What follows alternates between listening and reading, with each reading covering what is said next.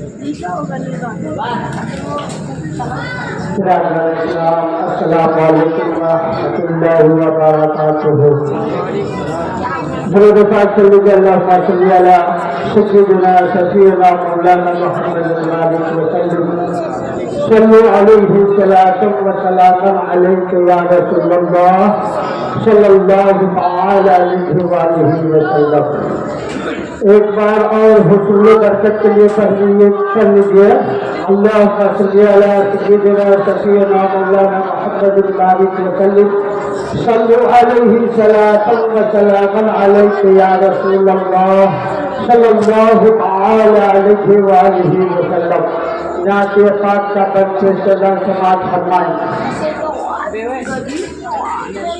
کہ ہر مرض کا اتر گیا پانی، ہر مرض کا اتر گیا پانی، کہ ہر مرض کا اتر گیا پانی،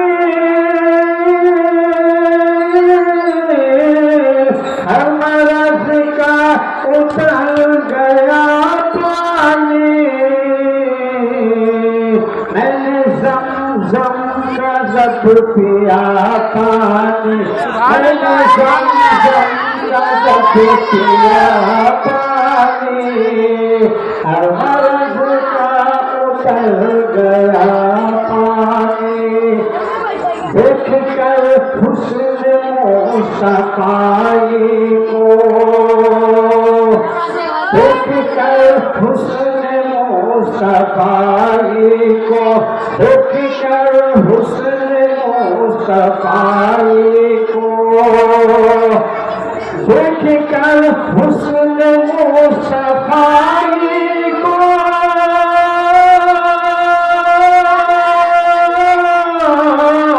دیکھ کر حسن مصطفی کو،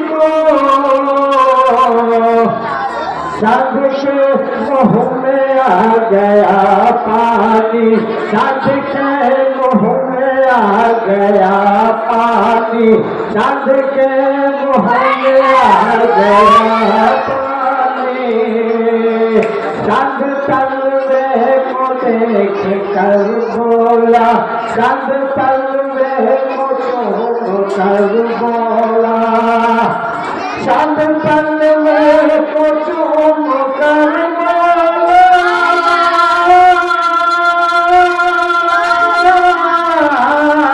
چاند تلوے کو چوم کر بولا.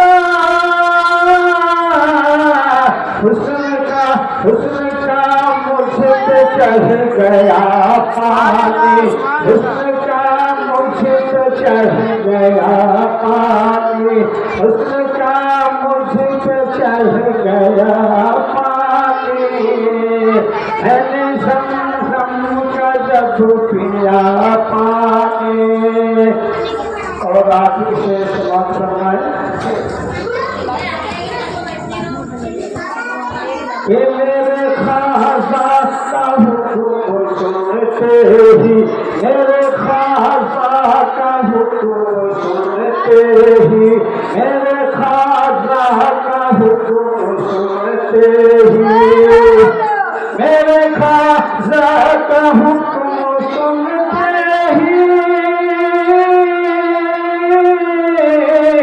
میرے خاصا کا حکم سنتے ہی، ایک کاشے میں آ گیا پانی، ایک کاشے میں آ گیا پانی، ایک کاشے میں آ گیا پانی.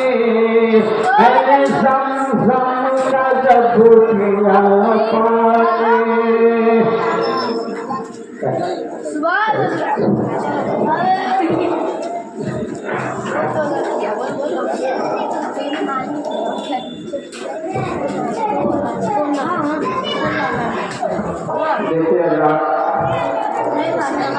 وہ کافی ہو چکا ہے اور حضرت کی جلوہ گری ہو چکی ہے.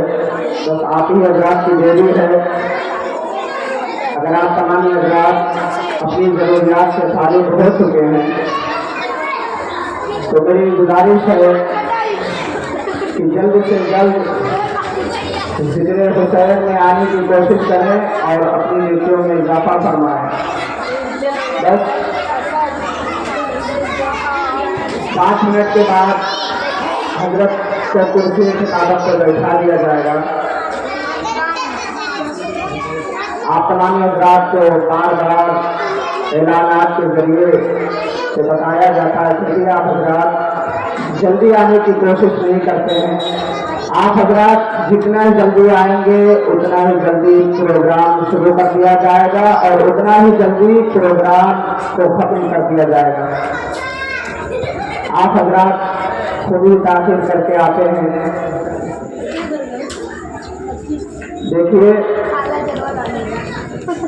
آپ حضرات سے میری مؤدبانہ گزارش ہے کہ آپ حضرات جلد سے جلد درگاہ غوثیہ مسجد کمپاؤنڈ میں تشریف لائیں اور ذکر حسین میں بیٹھے اور اپنی نیکیوں میں اضافہ فرمائیں. سرکار امام علی مقام کے فیوز و برکات سے مالا مال ہو. آئیے حضرات ایک بات ہم ان کے درود صلی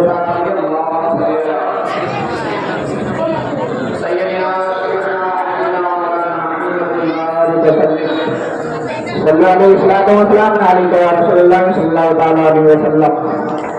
نعت پاک کا 2-3 شعرات تمام حضرات کے سامنے پیش کر رہا ہوں. سماعت فرمائیں.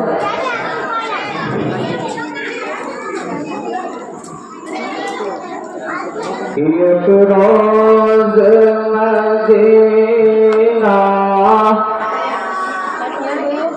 جائیں گے, ایک روز مدینہ دیکھیں گے,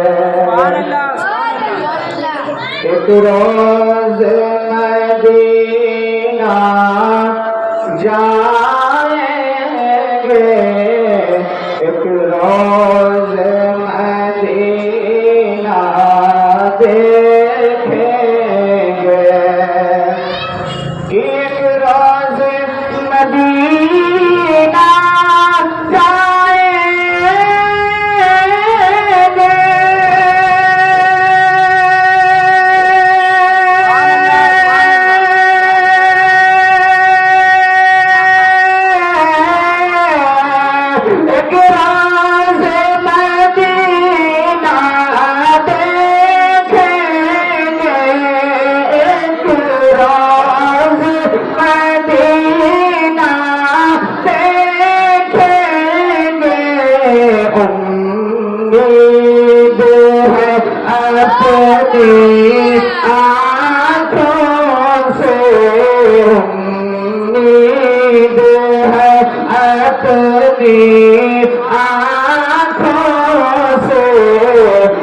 گنبد خضرا دیکھیں گے, امید ہے اپنی آنکھوں سے ہم گنبد خضرا دیکھیں گے, ایک روز مدینہ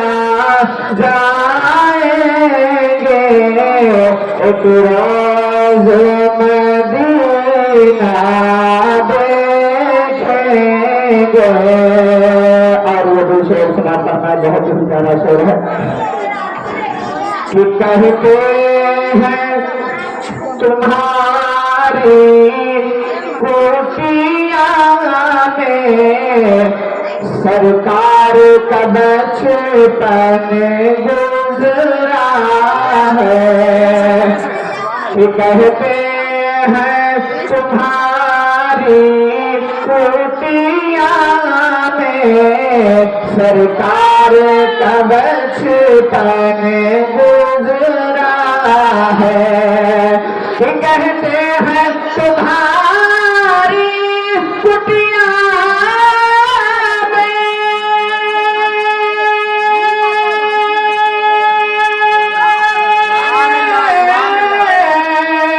سرکار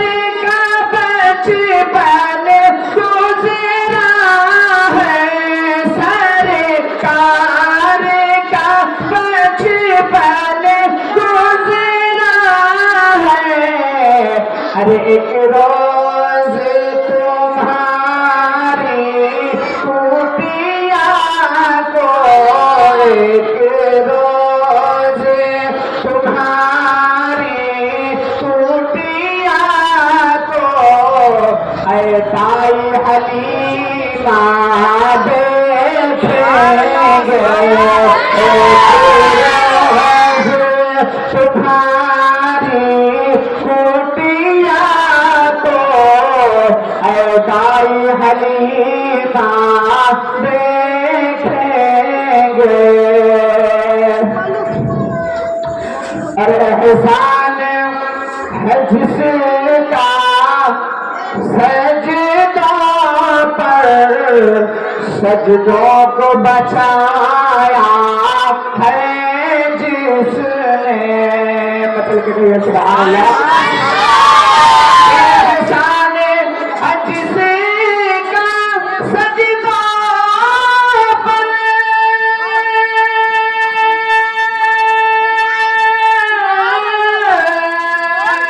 سجدوں کا بچایا ہے جس نے، سجدوں کو بچایا ہے جس نے، ارے کل روز قیامت سارے ملک، کل روز قیامت سارے ملک شبیر کا سجدہ دیکھیں گے، کل روز قیامت سارے ملک شبیر کا سجدہ دیکھیں گے۔ ایک روز مدینہ جائیں گے، ایک روز مدینہ دیکھیں گے۔ اور آخری شعر کہ فیضان ہے اعلیٰ حضرت کا، اور فیض ہے شیر سنت کا، فیضان ہے اعلیٰ حضرت کا، اور فیض ہے شیر سنت کا، فیضان ہے اعلیٰ حضرت کا، اور فیض ہے شیر سنت کا، ہر سنت رضا کے مسلک کو، ہر سنت رضا کے مسلک کو، ارے ہم پھول کا پھلتا دیکھیں گے، ایک روز مدینہ جائیں گے، ایک روز مدینہ دیکھیں گے۔ امید ہے اپنی آنکھوں سے ہم گنبد خضرا دیکھیں گے۔ آئیے بلا کسی تاخیر وقت سے مد نظر رکھتے ہوئے مائک میں عرض کرنا چاہتا ہوں۔ اس سے پہلے حضرت کا نعرہ تکبیر اور نعرہ رسالت کی صدا اپنی آواز سے بلند کرے اور نعرے کا جواب دے۔ نعرہ تکبیر، نعرہ رسالت، ذکر شہدائے کربلا، ذکر شہدائے کربلا، مسلک اعلیٰ حضرت حضرت علامہ مولانا ڈاکٹر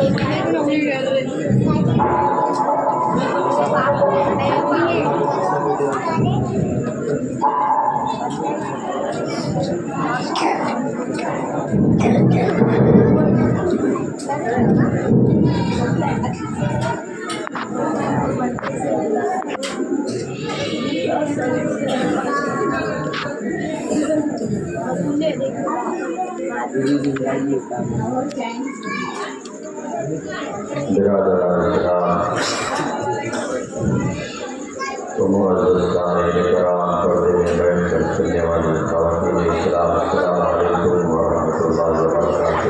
وعلیکم السلام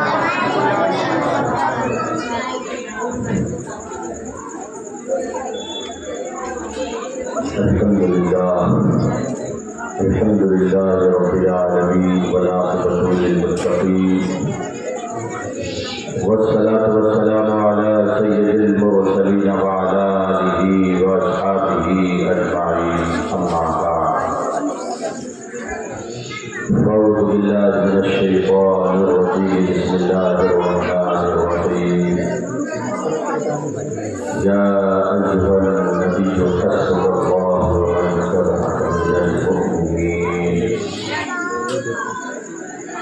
آمنت باللہ، صدق اللہ مولانا العظیم وصدق رسولہ النبی الکریم، ونحن علی ذلک لمن الشاہدین والشاکرین، والحمد للہ رب العالمین۔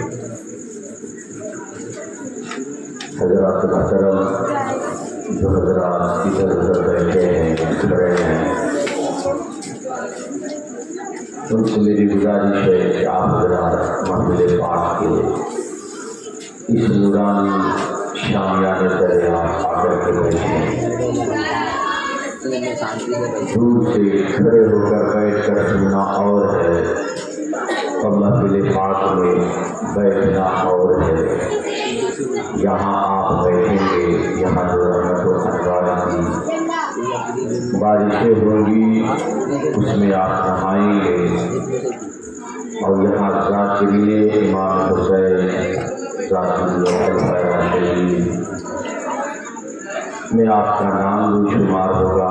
محفل میں بیٹھنے والوں کا نام بھی فرشتے رجسٹر میں درج کرتے ہیں۔ اس کی بڑی برکتیں ہیں، اور جو ایسی محفلوں میں بیٹھتے ہیں وہ بڑا خوش نصیب ہوتے ہیں، کیونکہ یہ وہ پاکیزہ محفل ہے۔ ایسے محفلوں میں صرف انسان ہی نہیں بلکہ فرشتے بھی آیا کرتے ہیں۔ کسی نے کہا جہاں ذکر حبیب ہوتا ہے، جہاں ذکر حبیب ہوتا ہے، خود خدا بھی قریب ہوتا ہے۔ ان کی محفل میں بیٹھنے والا آدمی بڑا ہی خوش نصیب ہوتا ہے، خوش وقت ہے وہ انسان جو ایسی محفلوں میں شرکت کیا کرتے ہیں۔ یہ وہ پاکیزہ محفل ہے جس میں فرشتے بھی آیا کرتے ہیں۔ تو میری بات اگر آپ سن رہے ہو، واقعی میں آپ کی سماعت برقرار ہو، آپ سننا چاہتے ہیں واقعی میں ذکر شہدائے کربلا یا خلفائے راشدین، تو آپ محفل پاک میں آنے کی ضرورت گوارا کریں۔ حضرات محترم، میں اپنے یہ بڑے بزرگوں سے کہوں گا ذرا سامنے آئیں، کیونکہ سامنے بچے ہیں، اب نہ میری بات بچے سمجھیں گے نہ میں یہ اشارے کو سمجھوں گا کہ یہ سمجھ رہے ہیں یا نہیں، یہ بس چلا چلا کے سبحان اللہ کہیں گے۔ جب آپ سامنے رہیں گے، آپ سے ہماری نظریں دونوں کی نظریں ملیں گی تو پھر بات ہمیں سمجھانے میں بھی مزہ آئے گا، آپ کو سمجھنے میں بھی مزہ آئے گا۔ معمول کے مطابق حصول برکت کے لیے 2-3 اشعار پیش کر رہا ہوں، ایک مرتبہ سن کر درود پاک پڑھ لیجیے۔ اللہم صلی علی سیدنا و شفیعنا و حبیبنا و مولانا محمد بارک وسلم صلی علیہ صلاۃ و سلام علیک یا رسول اللہ، صلاۃ و سلام علیک یا حبیب اللہ صلی اللہ تعالی علیہ وسلم۔ مطلع حضرت خدمت ہے، توجہ چاہوں گا۔ چاند سے چاند سے چاند سے چاند سے بھی کہیں بڑھ کے روشن، چاند سے بھی کہیں بڑھ کے روشن، جب ہے تلوار میرے مصطفیٰ، میرے آقا کے حسن کی بات ہو رہی ہے نا؟ آپ نے پہلے دن سرکار کے حسن سے گفتگو سماعت کی کہ میرے آقا کا حسن کیا ہے۔ میرے آقا کا حسن یہ ہے کہ حضرت یوسف کا حسن ایسا کہ مصر کی گلیاں روشن ہو جائے، اب مصطفیٰ کا حسن ایسا کہ مدینے کی گلیاں ہی نہیں بلکہ لوگوں کے دلوں کی گلیاں بھی روشن ہو جاتی ہے نا۔ میں نے اس دن کہا تھا کہ آج لوگوں کو نبی کے نور ہونے پہ تکلیف ہوتی ہے، لوگوں کو نبی کے نور ہونے پہ تکلیف ہوتی ہے کہ نبی نور ہے، نہیں مانتے ہو۔ ہمارا کہنا ہے نبی نور ہے، اس کا کہنا ہے نبی نیر بشر ہے، ہمارا کہنا ہے نیر بشر نہیں نور بشر ہے نا۔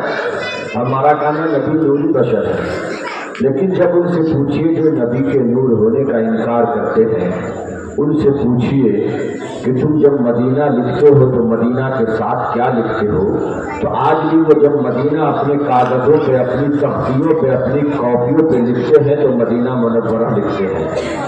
تو ان سے پوچھ لیجیے یہ مدینہ منورہ جو لکھتے ہو تو مدینہ منور ہوا ہے تو کس کے نور سے ہوا ہے؟ مدینہ منور ہوا ہے تو کس کے نور سے ہوا ہے؟ ارے یہ میرے آقا کے نور سے ہی تو مدینہ منور رہا ہے۔ تو مدینہ کل بھی منور تھا، آج بھی منور ہے، قیامت تک بولیے نا منور رہے گا۔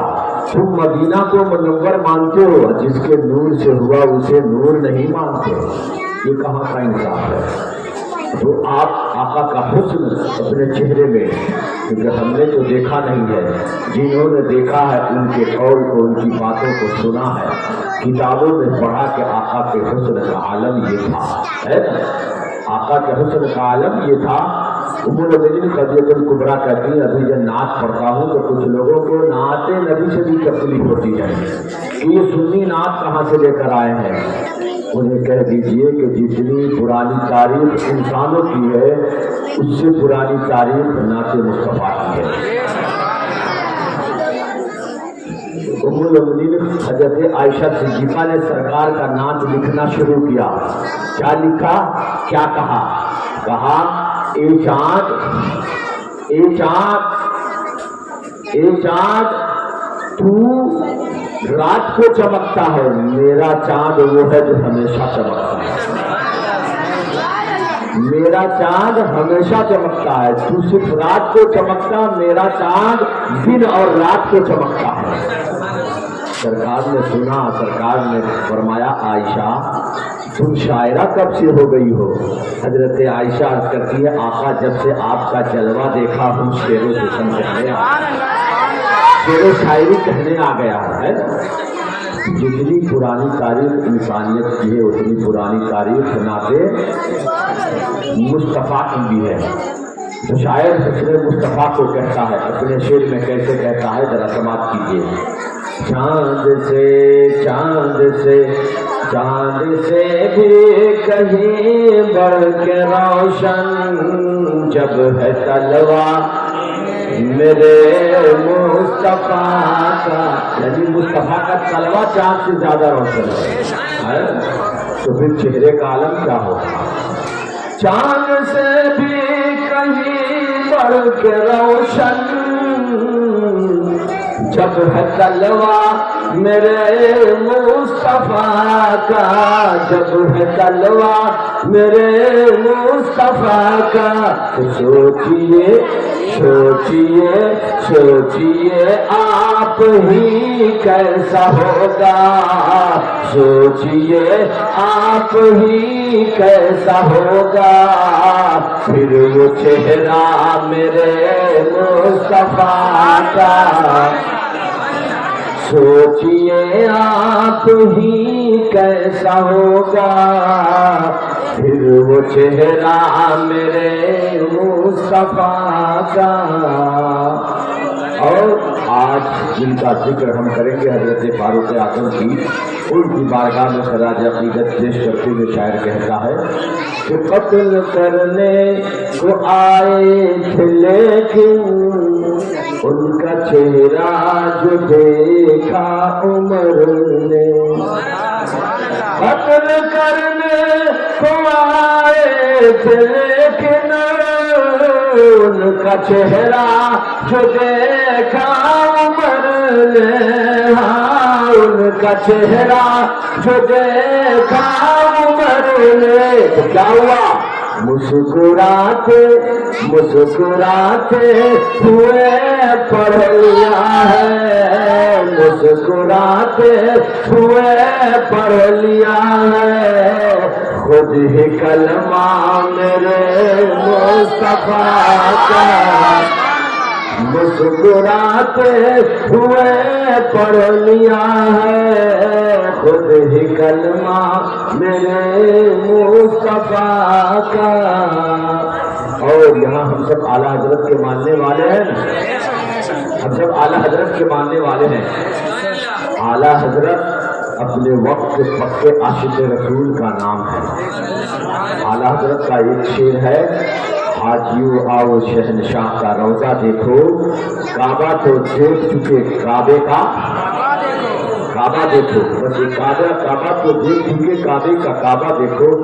اس سے استفادہ حاصل کرتے ہوئے شاعر کہتا ہے کہ عشق الفت کی دنیا کا دولہا اعلیٰ حضرت کے دل کی صدا ہے، عشق الفت کی دنیا کا دولہا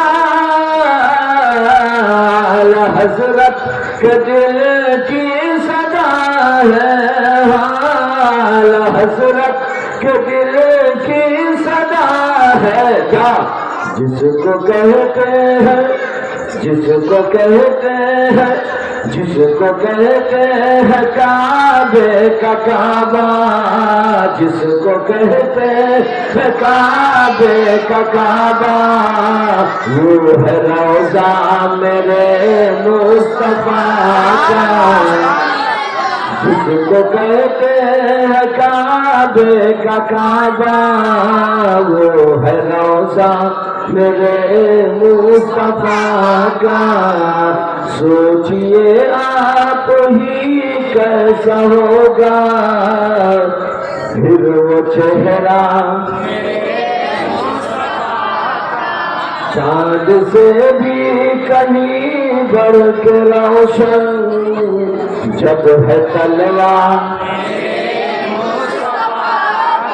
پڑھیے درود پاک پڑھ لیجیے، اللہم صلی علی سیدنا و شفیعنا و حبیبنا و مولانا محمد بارک وسلم صلو علیہ،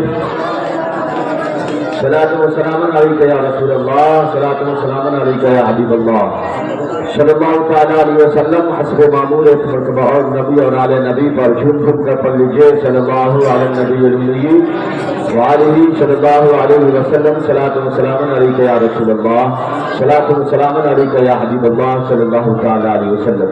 حضرات محترم، یہ محفل بڑی پاکیزہ محفل ہے، حدیث پاک میں آیا ہے کہ فرشتوں کی ایک جماعت زمین پر اترتی ہے، فرشتوں کی ایک جماعت زمین پر اترتی ہے اور وہ جماعت زمین پر ذکر مصطفیٰ ڈھونڈتی رہتی ہے۔ ذکر مصطفیٰ کی محفلیں، ایسی محفل جو آج ہم سجا کے بیٹھے ہیں، پاکیزہ محفلیں ڈھونڈتی رہتی ہے، جہاں انہیں یہ محفل، یہ ذکر مصطفیٰ کی محفل ملتی ہے، فرشتے بیٹھ جاتے ہیں، فرشتے اس پاکیزہ محفل میں بیٹھ جاتے ہیں اور جتنے بھی لوگ اس میں بیٹھے ہوتے ہیں سب کا نام درج کرتے ہیں۔ بعد محفل کا اختتام ہوتا ہے، فرشتے جب واپس جاتے ہیں، رب تبارک و تعالیٰ فرماتا ہے اے میرے فرشتوں یہ تو بتاؤ تم کہاں گئے تھے؟ فرشتے عرض کرتے ہیں مولا وہ زمین پر گیا تھا، آج فلاں جگہ زمین پر، فلاں جگہ، فلاں بستی میں، فلاں محلے میں، فلاں شہر میں، فلاں جگہ تیرا تیرے محبوبین کا ذکر کی محفل ذکر ہو رہا تھا، ذکر کی محفلیں سجی تھی، اس میں تیرے فلاں فلاں بندے تھے، وہ سب سن رہے تھے، تیرا فلاں بندہ تیرے محبوبین کا ذکر کر رہا تھا، ذکر کر رہا تھا، تیری پاکی بیان کر رہا تھا۔ رب فرماتا ہے اے میرے فرشتوں یہ بتاؤ کیا انہوں نے مجھے دیکھا ہے؟ کیا انہوں نے مجھے دیکھا؟ فرشتے عرض کرتے مولا نہیں انہوں نے تجھے نہیں دیکھا۔ رب فرماتا ہے اگر دیکھ لیتے تو کیا کرتے؟ فرشتے عرض کرتے مولا اور تیری پاکی بیان کرتے،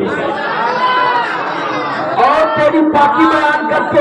رب کی رحمت جوش میں آتی، رب فرماتا ہے گواہ ہو جا اس محفل میں بیٹھنے والے اپنے تمام بندوں کی میں نے مغفرت فرما دی۔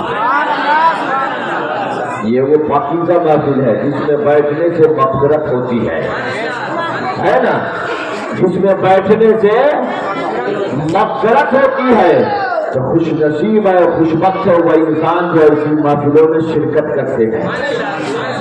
یہ نور کی محفل ہے، اللہ کے محبوبین کی محفل ہے، یہاں صرف انسان ہی نہیں بلکہ فرشتے بھی آتے ہیں، فرشتے بھی آتے ہیں، اس محفل میں نور کی بارشیں ہوتی ہے۔ میرے بھائیوں تو ہم سب خوش نصیب ہے کہ ایسی محفلوں سجانے کا موقع ہمیں ملا، ایسی محفلوں میں شرکت کرنے کا ہمیں موقع ملا۔ رب تبارک و تعالی ہمارے اس محفل میں حاضری کو قبول فرمائے۔ حضرات محترم، آج دنیا میں نہ جانے کتنی جماعتیں ہیں، کتنے فرقے ہیں، ہر جماعت ہر فرقے کے لوگ کہتے ہیں میں اچھا، میں اچھا، میں اچھا، میرا عقیدہ اچھا، میرا عقیدہ اچھا، میرا عقیدہ اچھا، میرا عقیدہ اچھا، میں ہی جنتی ہوں، میں ہی جنتی ہوں، میں ہی جنتی ہوں۔ ہر جماعت کے لوگ کہتے ہیں، ہر جماعت کے مولوی کہتے ہیں، ہر جماعت کے امیر کہتے ہیں کہ میرا عقیدہ اچھا، میرا عقیدہ اچھا۔ سنو، کسی مولوی کے کہنے سے، کسی جماعت والے کے کہنے سے کوئی اچھا نہیں، اچھا وہ ہے جس کا عقیدہ صحابہ سے ملتا ہو، اچھا وہ ہے جس کا عقیدہ اعلیٰ حضرت سے ملتا ہو۔ مثال کے طور پہ سمجھ لیجئے کہ آج اگر ہم میں سے کوئی شخص کسی سے پوچھتا ہے بھائی کتنے بج گئے، کتنے بج گئے، ایک کہتا ہے 10 بج گئے، 10 بج گئے، دوسرا شخص آتا ہے وہ کہتا ہے 10 نہیں میری گھڑی میں 11 بج رہے ہیں۔ کہا تیری گھڑی میں 11 بج رہے ہیں، ان کی گھڑی میں 10 بج رہے ہیں، آخر تیرا ٹائم صحیح ہے، تیری گھڑی اچھی ہے، وقت اچھا ہے، وہ گھڑی صحیح ٹائم دے رہی ہے، کیا اس کی دلیل کیا ہے، نشانی کیا ہے، اس کی نشانی کیا ہے؟ وہ کہے میری گھڑی میڈ ان جاپان ہے، میڈ ان جاپان ہے، اس گھڑی کے ڈائل سونے کے ہیں، گھڑی کے ڈائل سونے کے ہیں، اس کے اندر ہیرے جواہرات چھوڑے گئے ہیں، اس لیے میری گھڑی بڑی قیمتی ہے۔ جب قیمتی ہے تو میری گھڑی کا ٹائم بھی صحیح ہے. کہنے والا کہے گا سن، گھڑی کے ٹائم ٹیبل صحیح ہونے کی دلیل اور نشانی سونا چاندی ہیرے جواہرات نہیں ہے، میڈ ان جاپان یا میڈ ان چائنا نہیں ہے. گھڑی یا میڈ ان چائنا ہو یا میڈ ان انڈیا ہو، میڈ ان جاپان ہو یا میڈ ان جرمن ہو، ہمارے لیے گھڑی وہی صحیح ہے، ٹائم ٹیبل اس کا صحیح ہے جس کا انڈیا کے اسٹینڈرڈ ٹائم سے جس کا ٹائم ملتا ہو، ہے نا. ہمارے لیے اسی کا ٹائم ٹیبل صحیح ہے، وہی گھڑی صحیح ہے جس کا ٹائم ٹیبل انڈیا کے اسٹینڈرڈ ٹائم سے ملتا ہو، وہی ٹائم ٹیبل صحیح ہے. اسی طریقے سے مسلمانوں کوئی کہے ہم اچھا یہ کہنے سے کوئی اچھا نہیں ہوتا.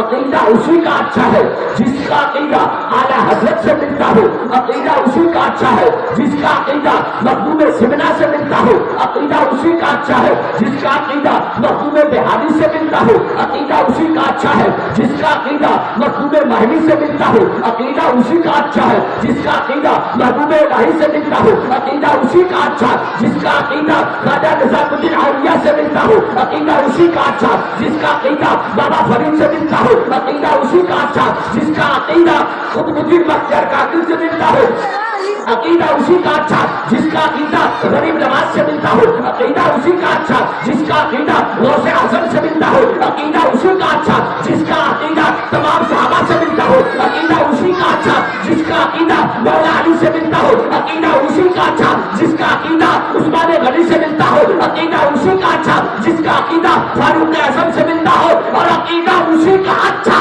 جس کا عقیدہ صدیق اکبر سے ملتا ہو.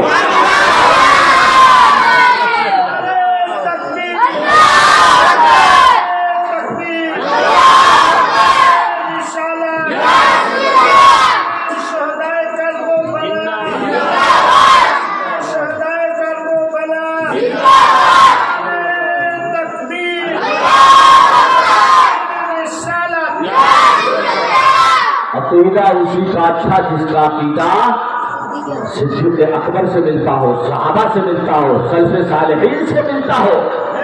اب صحابہ کا عقیدہ کیا ہے، صدیق اکبر کا عقیدہ کیا ہے؟ صدیق اکبر کے وصال کا وقت قریب ہے، مولا علی کو بلایا اور کہا اے علی جب میں انتقال کر جاؤں تو مجھے انہی کپڑوں میں کفن دینا جو میں پہنا ہوں، اسے دھل کر کے. پھر اسی چارپائی پر، اس چارپائی پر سرکار کو لٹایا گیا تھا، اسی چارپائی پر لٹا کر مجھے لے جا کر روضہ رسول کے سامنے رکھ دینا، چارپائی کو سرکار کے قبر انور کے سامنے رکھ دینا. حجرے میں تالا لگا ہے، یہ حجرہ عائشہ سرکار کا روضہ ہے، حجرہ عائشہ میں تالا لگا ہے. حجرہ عائشہ کے سامنے، سرکار کے روضے کے سامنے باہر لے جا کر رکھ دینا اور عرض کرنا یا رسول اللہ صلی اللہ علیہ وسلم، آقا آپ کا یہ وہی یار غار ہے، آپ کا وہی یار غار ہے جو غار میں ساتھ تھا، آج رسول مزار بننا چاہتا ہے. یہ غار میں ساتھ تھا، آج مزار میں بھی ساتھ ہونا چاہتا ہے، ساتھ میں حجرے میں ساتھ میں دفن ہونا چاہتا ہے. آقا اجازت دیجیے، آقا اجازت دیجیے. صدیق اکبر یہ صدیق اکبر یہ وصیت فرما رہے مولا علی سے، اجازت طلب کرنا، اگر دروازہ کھل جائے مجھے دفن کر دینا، دروازہ نہ کھلے تو جنت البقیع میں لے جا کے دفن کرنا. وصال ہوا، تیار کیا گیا، مولا علی لا کر کے رکھ دیے. تمام صحابہ ہے. اگر صدیق اکبر کا، مولا علی کا، صحابہ کا یہ عقیدہ نہ ہوتا کہ سرکار زندہ ہے تو اعتراض ہوتا ہے نا، اعتراض ہوتا. مولا علی اعتراض کرتے، صحابہ اعتراض کرتے. اے خلیفۃ رسول اللہ آپ کیا وصیت کر رہے ہیں؟ سرکار تو وصال کر گئے، وہ تو زندہ ہے نہیں، پھر کیسے دروازہ کھلے گا، کیسے جواب ملے گا، کیسے جواب ملے گا؟ گویا کہ ان کا اعتراض نہ کرنا اور صدیق اکبر کے وصال کے بعد ان کے جسد خاکی کو لا کر روضہ رسول کے سامنے رکھ دینا، یہ اس بات کی دلیل ہے کہ صدیق اکبر کا، خلفائے راشدین کا، تمام صحابہ کا عقیدہ تھا کہ میرا نبی زندہ ہے، میرا نبی زندہ بھی ہے، سنتے بھی ہیں، ہے نا؟ میرا نبی زندہ ہے۔ جن پہ بات آئی کچھ لوگ کہتے ہیں معاذ اللہ نبی مر کے مٹی میں مل گئے۔ ان نادانوں سے پوچھیے جب تم قبر جاتے ہو تو قبر میں جاتے ہی کیا کہتے ہو؟ السلام علیکم یا اہل القبور، سلام کرتے ہو نا؟ اب قبرستان میں اچھے بھی ہیں، برے بھی ہیں، نیک بھی ہیں، متقی بھی، پرہیزگار بھی ہے، چرسی بھی ہے، گدلہ بھی ہے، شرابی بھی ہے، سب ہے۔ کیا تمہارا یہ عقیدہ ہے کہ قبرستان میں کوئی چرسی شرابی لیٹا ہو ہماری بات کو نہ سن رہا ہے یا ہمارے سلام کو نہیں سن رہا ہے؟ بولیے، یہ کسی کا عقیدہ ہے؟ نہیں، عقیدہ یہ ہے کہ زندوں سے زیادہ ہماری آواز کو وہ سنتے سمجھتے ہیں، ہمارے قدموں کی آہٹ کو وہ سنتے ہیں۔ ہم جو سلام کرتے ہیں سنتے بھی ہیں، جواب بھی دیتے ہیں۔ ارے نادان، جب قبرستان جائے ہم سلام کریں، قبرستان میں لے کے نیک متقی پرہیزگار برے اچھے شقی شہید یہاں تک کہ شرابی بھی سنے اور جواب دے۔ جب شرابی سن سکتا ہے ہمارے سلام کو اور جواب دے سکتا ہے تو بتاؤ مدینے کے تاجدار ہمارے سلام کو کیوں نہیں سن سکتے ہیں؟ مدینے کے تاجدار ہمارے سلام کو کیوں نہیں سن سکتے؟ کیوں نہیں جواب دے سکتے؟ ہمارا ایمان عقیدہ ہے نبی زندہ ہے، نبی سنتے بھی ہے، سلام کرنے والے کو جواب بھی عطا کرتے ہیں۔ تو مولا علی لا کر رکھ دیا صدیق اکبر کا جسد خاک کی، جنازہ رکھ دیا گیا۔ عرض کیا یا رسول اللہ صلی اللہ علیہ وسلم، آقا یہ آپ کا وہی یار غار ہے، صدیق اکبر آج رفیق مزار بننا چاہتے ہیں، آقا اجازت ہو اتنا کہنا تھا۔ وہ دروازے پہ باہر سے تالا لگا تھا، تالا خود بخود کھل جاتا ہے، خود بخود تالا کھلا، نیچے گرا، دروازے کھل گئے، آواز آئی ادخلوا الحبیبہ الی الحبیب، حبیب کو حبیب سے ملا دو، حبیب کو حبیب سے ملا دو۔ صدیق اکبر کو اندر لے جایا گیا، وہاں آپ کی تدفین ہوئی۔ گویا صدیق اکبر نے یہ وصیت کر کے، مولا علی نے اس وصیت پہ عمل کر کے ہم سنیوں کے عقیدے پہ مہر سخت کر دی ہے، ہمیں تصدیق نامہ دے دیا ہے کہ ایک دور میں جس کا یہ عقیدہ ہوگا کہ نبی زندہ ہے، اسی کا عقیدہ صحیح ہوگا، وہی حق پر ہوگا۔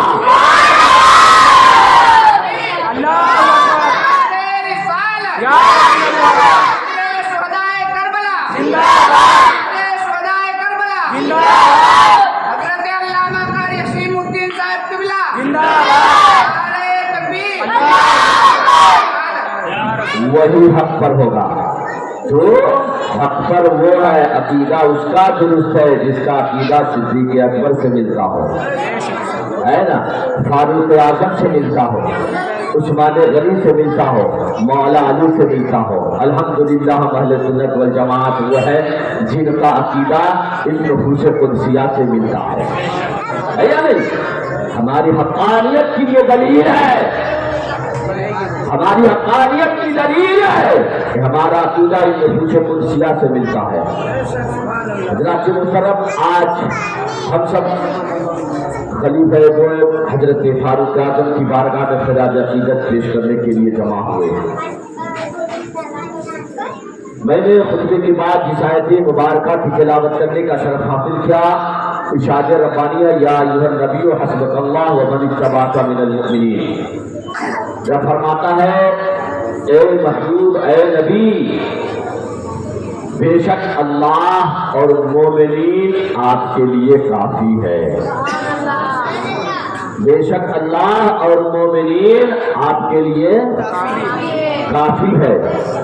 میرے بھائیوں، یہ آیت کریمہ سیدنا فاروق اعظم کی شان میں نازل ہوئی ہے۔ میں بتاؤں گا کب نازل ہوئی۔ سیدنا فاروق اعظم کی ذات وہ ذات ہے کہ آپ کے موافقت میں اور بعین ہی جیسے آپ نے کہا ویسے قرآن پاک کی 22 آیتیں نازل ہوئی ہے۔ سیدنا فاروق اعظم کی ذات ہے۔ نسب نامہ یہ ہے، فاروق اعظم کا نام ہے عمر، والد کا نام ابن خطاب، اور آپ 8ویں پشت میں سرکار والد صلی اللہ علیہ وسلم سے جا کر آپ کا نسب مل جاتا ہے۔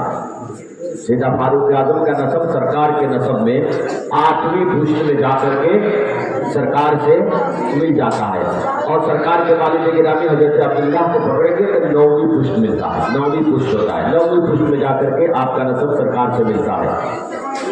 میرے بھائیوں، کون فاروق اعظم؟ وہ فاروق اعظم جو 25 لاکھ مربع میل کا اکیلا تنہا حکمراں تھا۔ آدھی دنیا پر جس کی حکومت تھی، بڑے بڑے شورما، بڑے بڑے بادشاہ اس وقت کے سپر پاور قیصر و کسریٰ فاروق اعظم کے نام کی حیثیت سے کانپتے تھے۔ بڑے بڑے بادشاہ جب آپ کہیں کچھ خط رکا لکھ کر کے بھیجتے، کوئی بادشاہ اگر خلاف ورزی کرتا یا مسلمانوں کے ساتھ زیادتی کرتا، فاروق اعظم خط لکھ کر بھیجتے، وارننگ دیتے، میں یہ کروں گا وہ کروں گا۔ بادشاہ سنتا رہتا، ہنستا رہتا، اور جیسی ہی نیچے فاروق اعظم کا نام پڑھتا، پورا خط پڑھنے پہ وہ مذاقاً ہنستا رہتا، مزہ لیتا رہتا کہ میری اتنی بڑی طاقت ہے، وہ ٹوٹی ٹوٹی بستی، چھوٹی سی بستی کا حکمراں وہ میرے ساتھ کیا کر سکتا ہے۔ لیکن جیسی نیچے نام لکھا تھا، خط پڑھنے والا پڑھتا، من جانب عمر بن الخطاب، عمر بن الخطاب جیسی سنتا تب سے گر جاتا نیچے۔ لوگ کہتے کیا ہوا؟ پورا خط پڑھا، ہنستا رہا، اب کیا ہوا؟ کہا پتہ نہیں اس نام میں کیا پاور ہے، نام سنتی حیبت سے کانپنے لگا اور نیچے گر گیا۔ یہ فاروق اعظم کے نام کا اثر تھا۔ بڑے بڑے حکمراں کانپتے تھے، قیصر و کسریٰ کانپتی تھی۔ قیصر و کسریٰ تو اس وقت کی سپر پاور تھی، فاروق اعظم نے فتح کی۔ میرے بھائیوں، فاروق اعظم کون؟ وہ فاروق اعظم اپنے طرف سے غیر جن کے اہل علم دانشوران یہ کہنے سے مجبور ہو گئے کہ عمر نے عمر کے ساتھ وفا نہ کی، اگر عمر فاروق کچھ سال، چند سال اور حکومت کر لیتا تو پوری دنیا سے یہودیت، نصرانیت، کفر و دلالت وہ شرک کا نام و نشان مٹا دیتا، اور یہی نہیں پوری کائنات میں پرچم اسلام بلند ہوتا، دنیا کے خطے کونے کونے سے لا الہ الا اللہ محمد رسول اللہ کی ثنائیں بلند ہوتی۔ یہ اپنے تو اپنے غیر کہنے پہ مجبور ہو گئے۔ یہ فاروق اعظم کی ذات تھی، غیر کہنے پہ مجبور ہو گئے کہ چند دن اور عمر فاروق حکومت کر لیتا نا تو پوری دنیا پہ پرچم اسلام بلند ہوتا، پوری دنیا پہ پرچم اسلام بلند ہوتا۔ یہ فاروق اعظم اور فاروق اعظم ہر مسلمان طالب اسلام ہے، دنیا کا ہر مسلمان طالب اسلام ہے۔ فاروق اعظم واحد وہ ذات ہے جو طالب اسلام بھی ہے، مطلوب اسلام بھی ہے۔ ہر مسلمان سرکار دو عالم صلی اللہ علیہ وسلم کے مرید ہے، دنیا کا ہر مسلمان سرکار دو عالم صلی اللہ علیہ وسلم کے مرید ہے۔ فاروق اعظم واحد وہ ذات ہے جو مرید رسول بھی ہے، مراد رسول بھی ہے۔ جو مرید بھی ہے مراد بھی ہے. ہم طالب اسلام ہے. فاروق اعظم مطلوب اسلام پہلے، طالب اسلام بعد میں ہے. ہم مرید رسول ہیں. فاروق اعظم مراد اسلام پہلے، مرید رسول بعد میں ہے. یہ فاروق اعظم کی ذات ہے. میرے بھائیوں، جب بارات کی چوٹی سے سرکار دو عالم صلی اللہ علیہ وسلم نے پرچم اسلام بلند کیا، 360 باطل خداؤں کے بھکاریوں کو ایک خدا وحدہ لا شریک کی پرستش کی دعوت دی، اور آپ نے قرآن پاک کی تلاوت کی. تو آپ کی قرآن پاک کی تلاوت سے اور تبلیغ سعید سے کفر و شرک کی گھٹائیں چھٹنے لگی. ظلم و ستم کا جو بازار گرم تھا وہ ختم ہونے لگا. آخرکار تھوڑا آگے آ جائیے. بچے لوگ ادھر آ جائیں. بچے لوگ آ جائیے، بڑے لوگوں کو جگہ دیجیے. بس تھوڑا ہٹ کی رہنا. آئیے، آ جائیے، آگے آ جائیے، تاکہ پیچھے سے جو لوگ آئیں گے وہ بیٹھیں گے.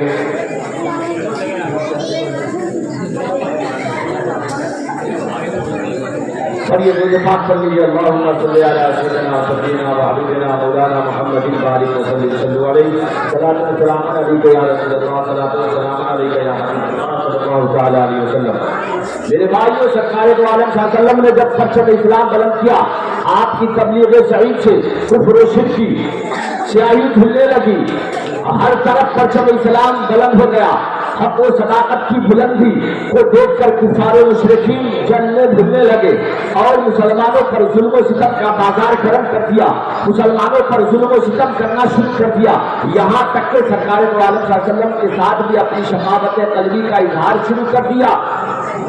کبھی سرکار کے اوپر کچرا ڈالتے، کبھی راستے میں کانٹے بچھا دیتے، کبھی آپ سجدے میں ہوتے، آپ کے جسم پہ ایڈھیاں ڈال دی جاتی، کبھی آپ کے گلے میں کپڑے ڈال کر رسیاں ڈال کر خانہ کعبہ میں کھینچا جاتا تھا. اس طریقے سے بانی اسلام مسلمانوں کو ستایا جانے لگا.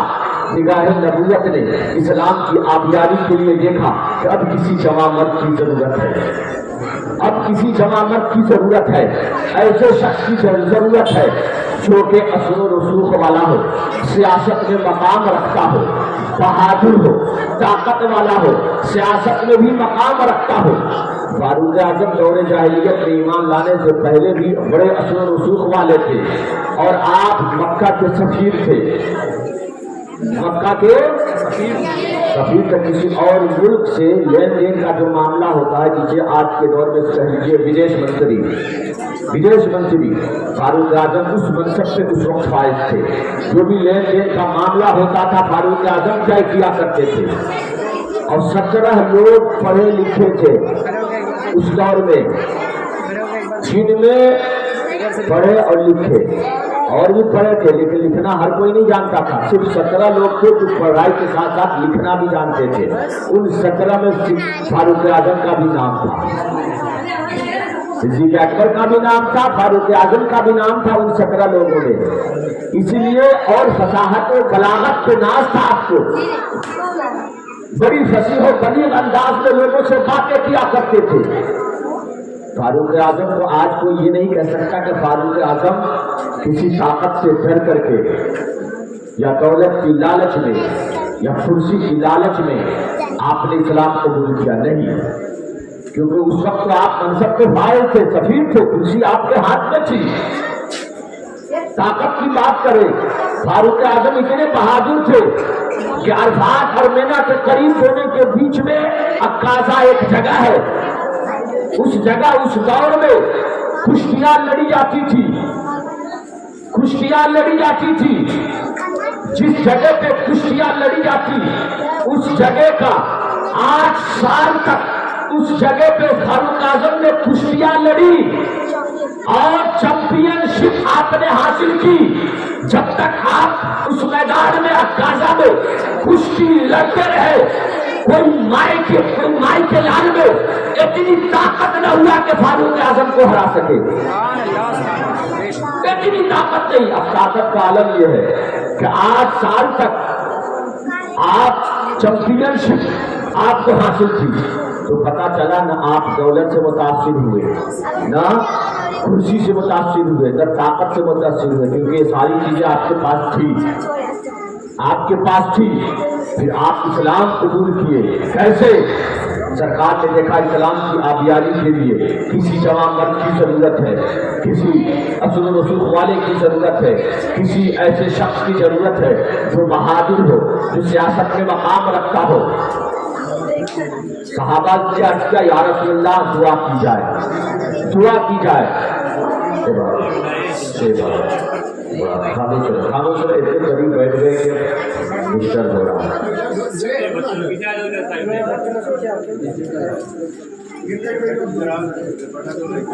سب تھوڑا سائڈ کرو، یا ادھر لے جاؤ، ادھر پیچھے لے جاؤ۔ پڑھیے مجھے پاک کر لیجیے، اللہم صلی علی سیدنا و شفیعنا و حبیبنا مولانا محمد بارک وسلم صلی اللہ علیہ وسلم علیہ یا رسول اللہ صلی اللہ علیہ وسلم۔ صحابہ عرض کرنے لگے یا رسول اللہ صلی اللہ علیہ وسلم، اب اسلام کی آبیاری کے لیے، اسلام کی سربلندی کے لیے، اسلام کو تقویت پہنچانے کے لیے کسی جمع مرد کی ضرورت ہے، کسی طاقت والے کی ضرورت ہے، سیاست والے کی ضرورت ہے۔ سرکار نے فرمایا نظر میں دو شخص، عمر بن خطاب، ابو جہل بن ہشام۔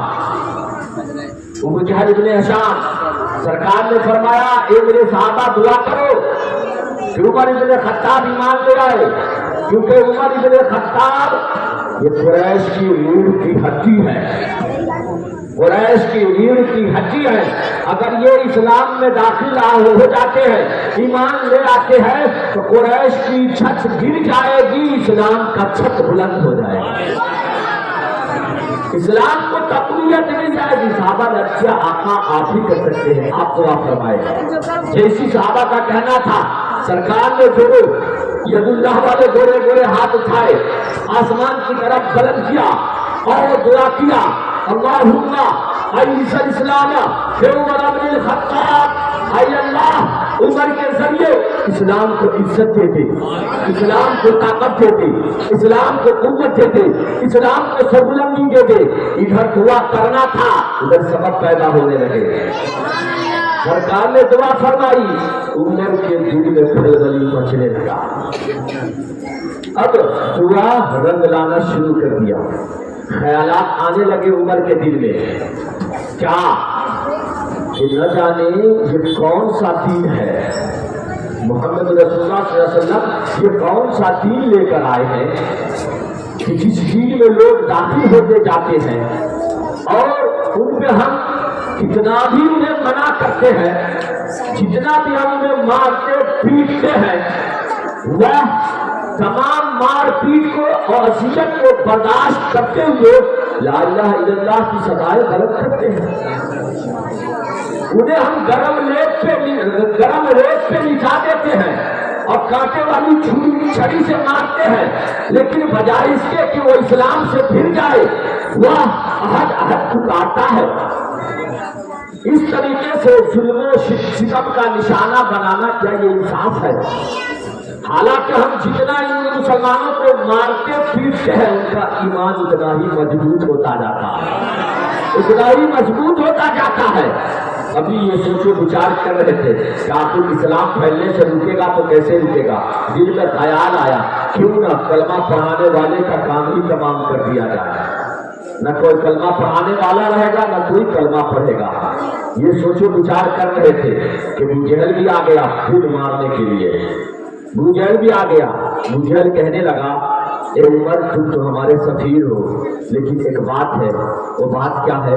محمد رسول اللہ وہ نیا دین لے کر آئے ہیں، ان کی باتوں سے گھر گھر میں فتنہ پیدا ہو رہا ہے، گھر گھر باپ بیٹے الگ ہو رہے ہیں، باپ بیٹے سے الگ ہو رہے ہیں، بھائی بھائی سے الگ ہو رہے ہیں۔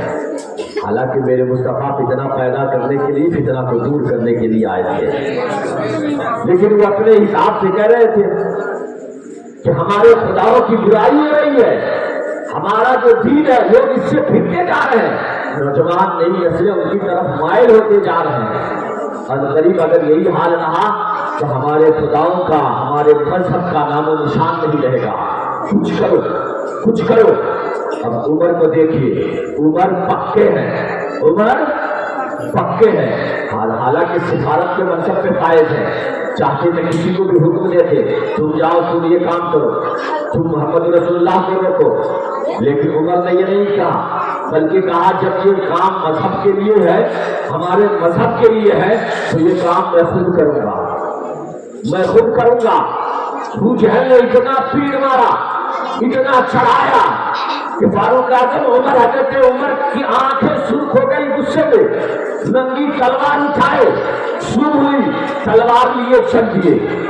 غصہ اتنا کہ پتہ نہیں چل رہا ہے کہ ابھی اپنے مذہب کے برا بھلا کہنے والے کا سر لے کر آئیں گے۔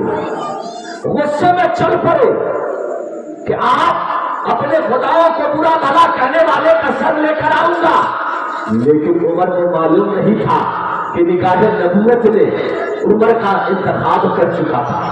نگاہ نبوت اسلام کی آبیاری کے لیے عمر کا انتخاب کر چکی تھی۔ عمر سوچ رہا تھا میں اپنے خداؤں کو برا کہنے والے کا سر لینے جا رہا ہوں، لیکن معلوم نہیں تھا عمر تو سر لینے نہیں بلکہ سر دینے جا رہا ہے۔ سر لینے نہیں بلکہ سر دینے جا رہا ہے۔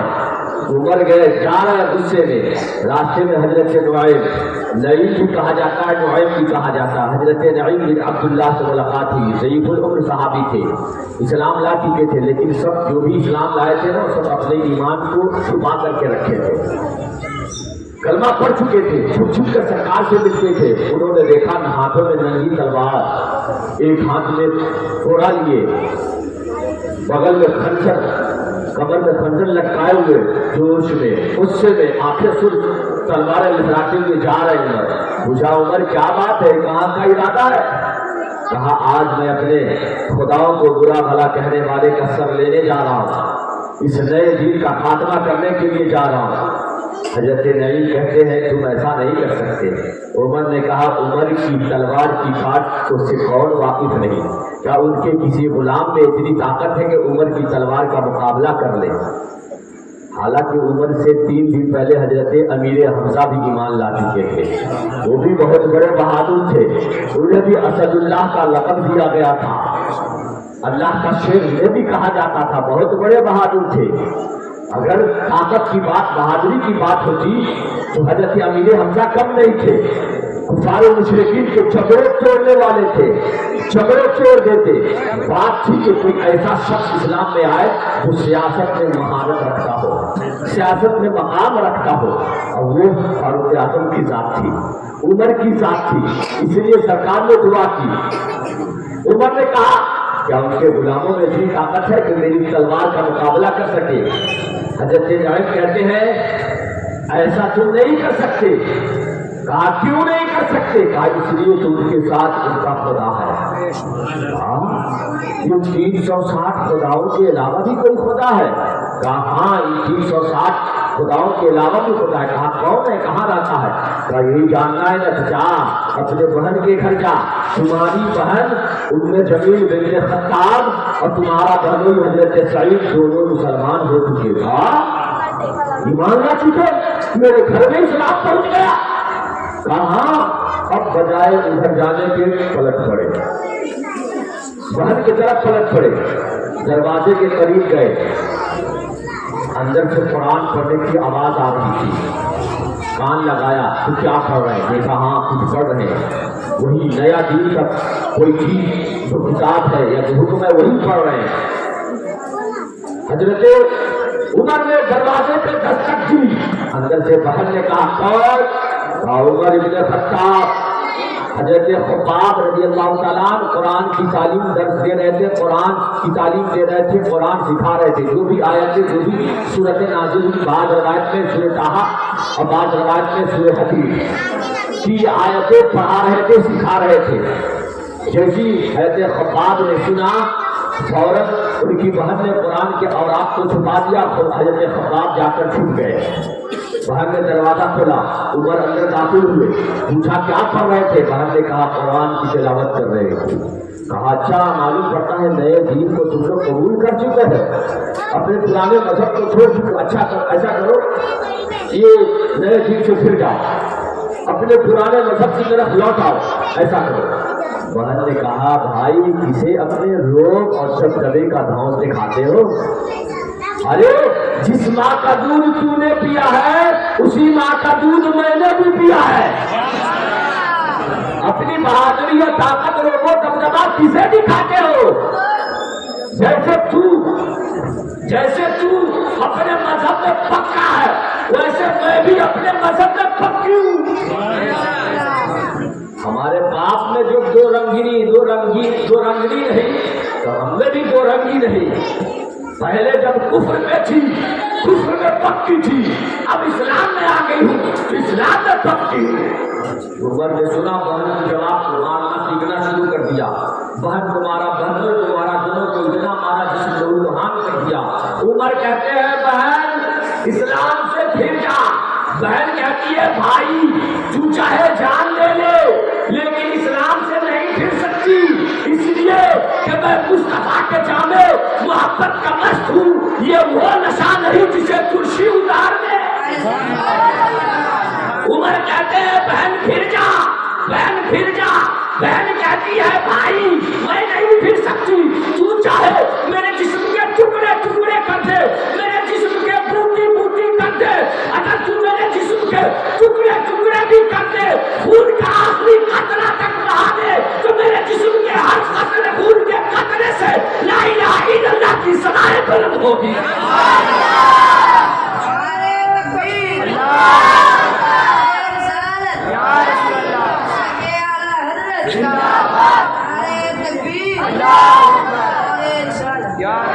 मेरे जिस्म के खून के हर कतरे से ला इलाहा इल्लल्लाह की सदाएं बुलंद होगी।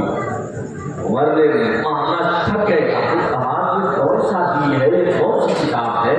वो बहन जो मेरे सामने मुंह नहीं खोलती थी, आज ऐसे जवाब दे रही। थक गए, कहा ठीक है ये बताओ तुम क्या पढ़ रही थी, जरा लाओ मुझे दो।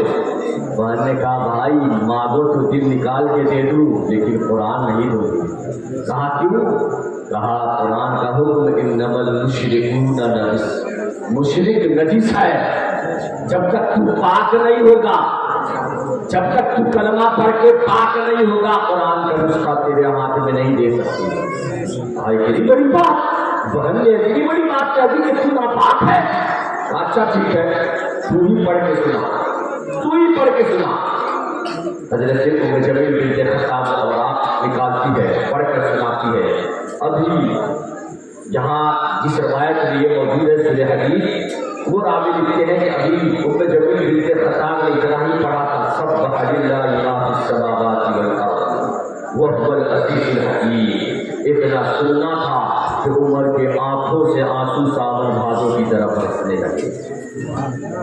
आंखें बरसने लगी, आंखें बरसने लगी। बहन ने सोचा अब काम बनता है, काम बन रहा है, काम बन रहा है। बहन पढ़ती जा रही है, पढ़ती जा रही है। 7 आयतें पढ़ी, 7 आयतें पढ़ी। आमिन बिल्लाहि व रसूली की जब पहुंची कि क्या अब भी वक्त नहीं आया कि अल्लाह उसके रसूल पर ईमान लाओ? उन्होंने कहा बहन बस अब देर न कर, जल्दी बता कि सरकार दो आलम सल्लल्लाहु अलैहि वसल्लम कहाँ है? देर न कर, जल्दी बता कहाँ है? अब मैं भी उनकी गुलामी में आना चाहता हूँ, मैं भी कलमा पढ़ के इस्लाम में दाखिल होना चाहता हूँ। इतना सुनना था कि हज़रत खब्बाब जो छुपे हुए थे वो निकल कर आए। खब्बाब कौन थे? जब उन्होंने भी इस्लाम कबूल किया था तो उनके खानदान वाले ने भी बहुत बड़ी जुल्म सितम की। नंगी पीठ करके आग जलाकर उस आग पे उनको नंगी पीठ लिटा देते और ऊपर से वजनी पत्थर रख देते। अब बोलते धीरे इस्लाम से फिर जा, लेकिन हज़रत खब्बाब हद के नारे बुलंद करते, ला इलाहा इल्लल्लाह मुहम्मद रसूलुल्लाह के नारे बुलंद करते रहते। उनके जिस्म की चर्बी इतनी पिघलती कि आगे तो आग बुझ जाती। खानदान वाले फिर उठाते, फिर आग जलाते, फिर लिटा देते, फिर कहते खब्बाब अब भी वक्त है फिर जा। आप कहते चाहे जिसकी बूटी कर दे, मैं दीन इस्लाम से नहीं फिरूंगा। अरे मेरे दिल में जो मुस्तफा की मोहब्बत बस चुकी है वो नहीं निकल सकती। अगर तुम मेरे जिस्म के टुकड़े कर दे तो जिस्म के हर टुकड़े से कलमा तैयबा की सदाएं बुलंद होगी। वो खब्बाब थे, उन्होंने देखा अब उमर सरकार की दुआ रंग लाई, उमर इस्लाम में आना चाहता है। दौड़े आए, कहा उमर मैं तुम्हें जमील बिन खत्ताब ने कहा भाई जब आपको सरकार के पास जाना है थोड़ी देर रुक जाइए, क्योंकि मेरा जिस्म मार मार के तो लोग वहान कर दिए थे, मेरा जिस्म खून आलूदा है, मैं नहा लूं, कपड़े धो लूं, कपड़े चेंज कर लूं। हजरत उमर कहते हैं नहीं बहन, तू जब तक नहाएगी कपड़े चेंज करेगी देर हो जाएगी। मुझे ऐसा लगता है कहीं इतनी देर न हो जाए कि उमर की रूह निकल जाए। मैं अब जल्दी जल्दी हो इस्लाम में दाखिल होना चाहता हूँ। हजरत खुबाब आए, कहा उमर मुबारक हो, मुबारक हो। उमर कहते हैं किस बात की मुबारक? कहा रात ही मेरे सरकार ने दुआ किया था, मेरे सरकार ने दुआ किया था कि अल्लाह उमर के जरिए इस्लाम को इज्जत दे दे। हे उमर, तुम जो बोल रहे हो ये तुम नहीं बोल रहे हो, बल्कि मेरे मुस्तफा तुमसे बुलवा रहे हैं, मेरे मुस्तफा तुमसे बुलवा रहे हैं। आखिरकार हजरत खुबाब तैयार ने कहा मैं लेकर चलूंगा। उमर आंखों से आंसू जारी है, हाथों में तलवार है, कोड़े भी है। एक तरफ हजरत खुबाब, एक तरफ उनके भाई हजरत सईद दोनों लिए। सरकार जैद बिन अरकम के घर तशरीफ फरमा है, वही सब थे, वही से दीदी हकी तस्वीर हो रही थी। उसकी जानिब रमा दवा है, चलने लगे। जब करीब पहुंचे ना, किसी साहबी ने देख लिया तो उमर हाथों में नंगी तलवार लिए आ रहा है, दौड़े गया और सहाबा में कहा वो देखो उमर आ रहा है, उमर आ रहा है। हजरत अमीर हमजा पहरे पे थे। हजरत अमीर हमजा ने कहा बस ना कर, फिक्र ना कर, अगर उमर अच्छी नीयत से आता है तो खैर मकदम वेलकम स्वागतम, और अगर अच्छी नीयत नहीं तो उसी की तलवार से उसकी गर्दन मार देंगे। शेरे बता थे ना हजरत अमीर हमजा, कहा उसी की तलवार से उसी की गर्दन मार देंगे। सरकार दो आलम शाह ने फरमाया ये मेरे चचा जब तक उमर कुछ न करे आप लोग भी कुछ न करना, कुछ न करना, पहल मत करना, खामोशी के साथ देखते रहना, खामोशी के साथ देखते रहना। हजरत अमीर हमजा अर्ज करते या रसूल अल्लाह, मेरे आका मौला बस जैसा आपका हो। अमीर हमजा कौन है? चचा है, चचा है सरकार के। लेकिन जब ईमान न लाए थे तब सरकार को ऐ मेरे बेटे, ऐ जाने आप, ऐ अपने चचा की जान कह के पुकारते थे। लेकिन जब ईमान ले आए कभी भी ऐ मेरे भतीजे बेटे नहीं कहा, हमेशा अपना आका व मौला कहा।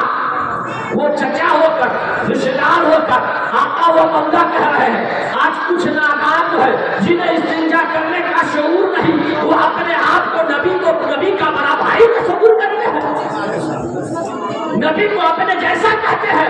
अरे नादान, वहाँ चचा है, वो अपने आप को नबी की तरह नहीं कह रहे हैं, अपने को या नबी को अपनी तरह नहीं समझ रहे, नबी को अपना भाई नहीं समझ रहे, भतीजा नहीं समझ रहे, वो हमेशा अपना मौला समझ रहे हैं। तू नादान, तू कैसा है, तू नबी को अपना भाई कहता है। आप सोच ले नौजवानों, गौर करो इन जुमलों पर। कहीं भी इस तरह के बहरूपिये मिले फौरन उनका बाइकाट करो, उनके यहाँ मत जाओ, उनके इज्तिमाओं में, उनके जमात खानों में मत जाओ। तुम्हें तरह तरह के लालच देकर बुलाएंगे, कभी बिरयानी की, कभी रुपये पैसे की, कभी नौकरी की लालच देकर तुम्हें बुलाए जाएंगे। मत जाना, मत जाना, बल्कि वो अकीदा रखो जो सिद्दीक़ अकबर, फारूक आज़म, सहाबा का अकीदा था। उमर जा रहे हैं, उमर जा रहे हैं, सहाबा अपनी अपनी ड्यूटी पे है। उमर जैसी करीब पहुंचे, जैसी करीब पहुंचे, सरकार ने फरमाया ए मेरे सहाबा दरवाजा खोल दो, इसलिए कि उमर आया नहीं बल्कि बुलाया गया है। मैंने अपने रब से उमर को मांगा है, मेरे रब, मेरा रब ने मुझे उमर अता किया है। इतना कहना था, दरवाजा खुला, उमर दरवाजे के अंदर दाखिल हुए। सरकार ने पकड़ा, सीने से लगाया और लगा करके अलग किया, हाथ पकड़ा, कहा उमर बोलो, अब क्या बोलते हो? उमर पुकार उठे, या रसूल अल्लाह, अशहदु अल्ला इलाहा इल्लल्लाह वहदहु ला शरीक लह व अशहदु अन्ना मुहम्मदन अब्दुहु व रसूलुहु। सुभान अल्लाह, तकबीर, अल्लाह,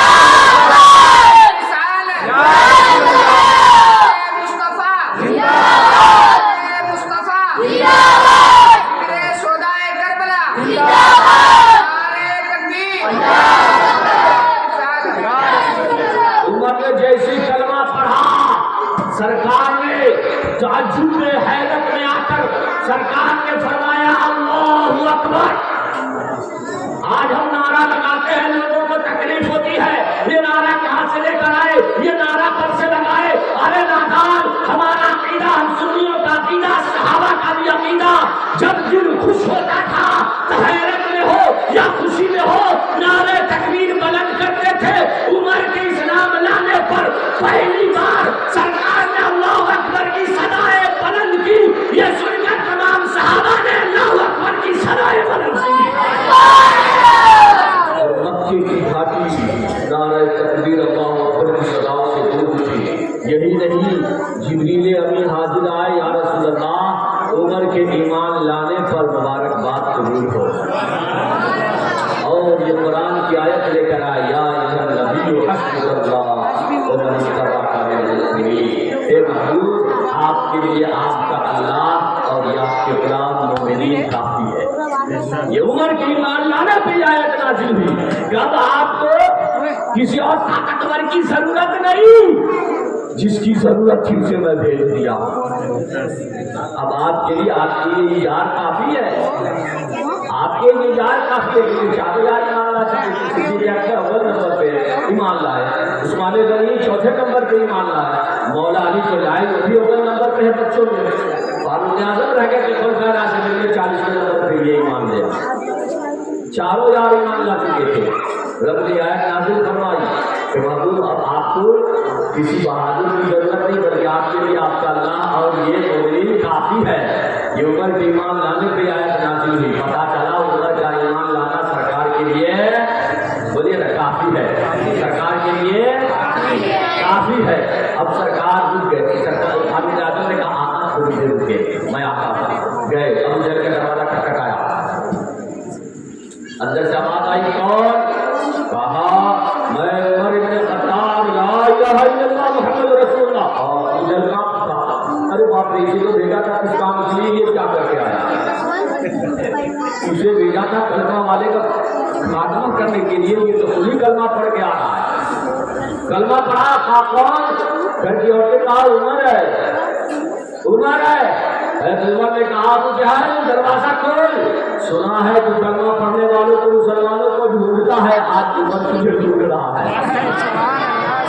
आज कलमा पढ़ने वाला तेरे दरवाजे पे खड़ा है, खोल। घर की औरतें खोलने जाती है, अबू जहल कहता है मत खोलो, मत खोलो, इसलिए कि आज मोहम्मद रसूलुल्लाह का दीन जोर पर है।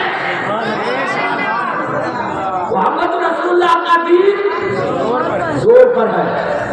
दरवाजा खटखटा के लोगों को बता रहे हैं, तो आशय बाबर मेरे काफी लोग कोई दरवाजा नहीं खोला, कहते लगे पहले तो ये लोग मुसलमानों को ढूंढा करते थे, अब मैं दरवाजा खटखटा के बता रहा हूँ, कोई नहीं खोल रहा। क्या बात है?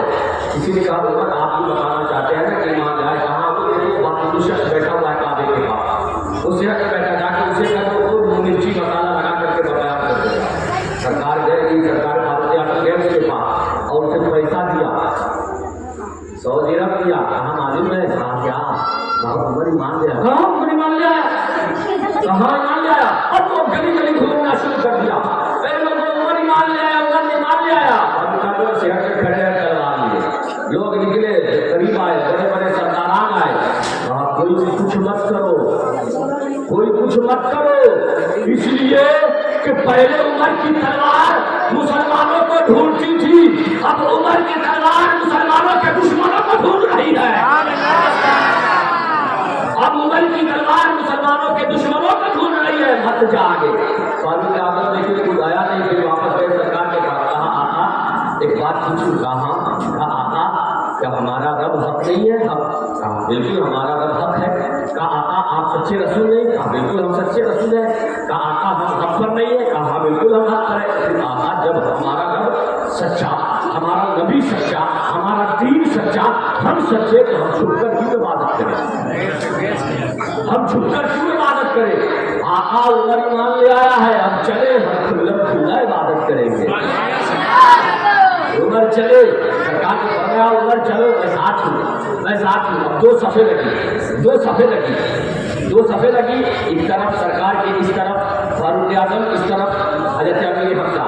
अब दोनों सफ में पीछे तमाम सहाबा, आगे इधर फारूक आजम, आगे इधर अमीर हमजा, बीच में सरकार, पीछे सहाबा, इस अंदाज में चल रहे हैं। उमर तलवार लहरा रहे हैं। ये लोगों, जिसको अपनी बीवी को, बेवा बच्चे को यतीम बनाना हो, वो उमर के सामने आए। कौन आता? कोई नहीं आया। फारूक आजम गए, काबा के शहर में पहली मरतबा आपने अल्लाहु अकबर की सदाएं बुलंद की। उसके बाद वहाँ नमाज पढ़ी गई। हज़रत अब्दुल्लाह इब्न मसूद जो 5वें नंबर पे इस्लाम कबूल किए, हज़रत अब्दुल्लाह इब्न मसूद फरमाते हैं, जब से ईमान लाया था हम छुप कर इबादत करते थे, कभी भी हम खुल्ला इबादत नहीं किए। आज पहली मरतबा उमर के ईमान लाने के बाद हम खुल करके इबादत कर रहे हैं।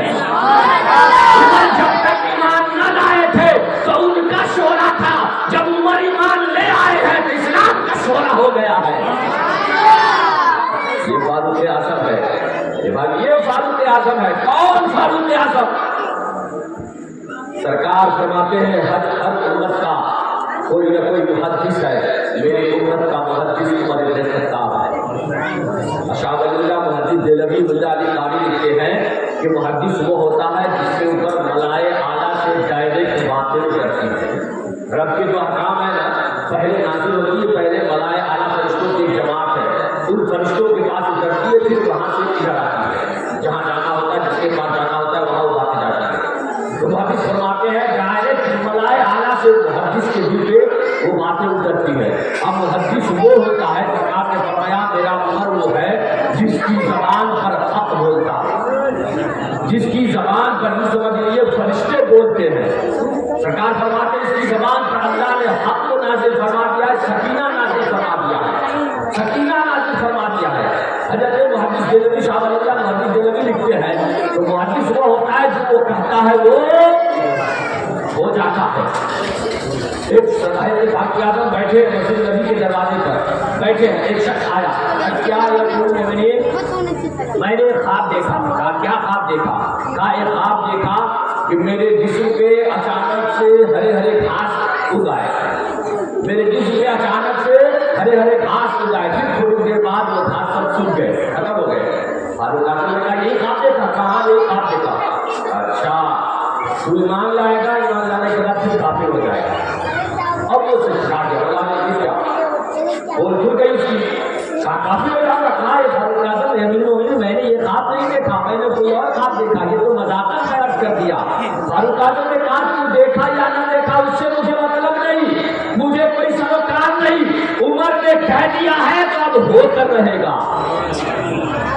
उमर ने कह दिया है तो अब होकर रहेगा। ये फारूक आजम है, अपने वक्त के सबसे बड़े, उम्मत के सबसे बड़े मुहद्दिस का नाम क्या है? फारूक आजम है। एक बात बयान करें, उसके बाद अपनी गुफ्तगू खत्म करूंगा। फारूक आजम रज़ियल्लाहु तआला अन्हु बैठे हैं, सहाबा कराम की जुलूस लगी है, सहाबा भी है, उस सहाबा के जुलूस में, उन सहाबा के बीच में सरकार दो आलम सल्लल्लाहु अलैहि वसल्लम यूं जगमगा रहे जैसे सितारों के अंजुमन में चांद जगमगाता है। सरकार ने फरमाया उमर से, उमर याद करो वो दिन, वो तारीख, वो रात, वो घड़ी, वो कैसी घड़ी होगी? या रसूलल्लाह कौन सी घड़ी, कौन सा वक्त? का उमर जब कब्र में पहुंचोगे, कब्र में पहुंचोगे, जो काले रंग के दो शख्स, जो फरिश्ते आएंगे काले रंग के, लंबे लंबे बालों वाले, बड़े बड़े दांत वाले, बड़े बड़े नाखून वाले, वो जो शख्स आएंगे जिसका रंग काला होगा, बाल लंबा होगा, नाखून बड़े होंगे, दांत बड़े होंगे, जमीन को चीरते हुए आएंगे और तू सवाल करेगा मन रब्बों का माबूद, मादीनों का माबूद, तकूलों की हक हाजा बदल, याद करो वक्त कैसा होगा, वो घड़ी कैसी होगी। हज़रत उमर क्या करते हैं, कुर्बान जाइए हज़रत उमर की साथ पर, क्या इसको मुस्तफा है। मोहब्बत देखिए, सहाबी है ना आज के, बोलिए ना, آج کے وہابی نہیں ہے، صحابی ہے. آج کے وہابی بولو. ارے آج کے وہابی نہیں ہے، صحابی ہے. فاروق اعظم آج کے وہابی نہیں. یاد کر لیا، اس لیے رٹا رہا ہوں آپ کو یاد ہو جائے. فاروق اعظم صحابی ہے. سرکار نے جیسے فرمایا کہ اے عمر یاد کرو وہ دن، وہ گھڑی کیسی گھڑی ہوگی، کیسا وقت ہوگا جب دو فرشتے آئیں گے کالے رنگ کے، لمبے لمبے بال والے اور بڑے ناخن والے، بڑے دانت والے، زمین کو چیرتے ہوئے.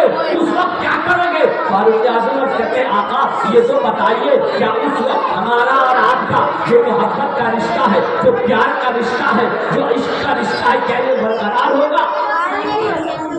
کیا محبت کا رشتہ ہمارا جو آپ کے ساتھ ہے، پیار کا رشتہ، عشق کا رشتہ، جو یہ نسب ہے، کیا یہ نسب برقرار ہوگا؟ سرکار نے فرمایا ہاں عمر یہ نسب برقرار ہوگا، یہ رشتہ برقرار ہوگا. عمر عرض کرتے ہیں آقا پھر کوئی بات نہیں، وہ آ رہے لمبے بال والے آنے دیجیے، وہ آئیں گے لمبے دانت والے آنے دیجیے، وہ آئیں گے کالے کلر والے آنے دیجیے. عمر ان سے مقابلہ کر لے گا. عمر ان سے مقابلہ کر لے گا. وعدہ ہو گیا نا، چیلنج ہو گیا، چیلنج کر لیا. آقا میں دیکھوں گا، میں اس سے مقابلہ کر لوں گا. سرکار کا وصال ہوا. سرکار کے وصال کے بعد صدیق اکبر کا دور خلافت آیا. پھر صدیق اکبر کا وصال ہوا. صدیق اکبر کے بعد فاروق اعظم اور فاروق اعظم کا دور خلافت آیا.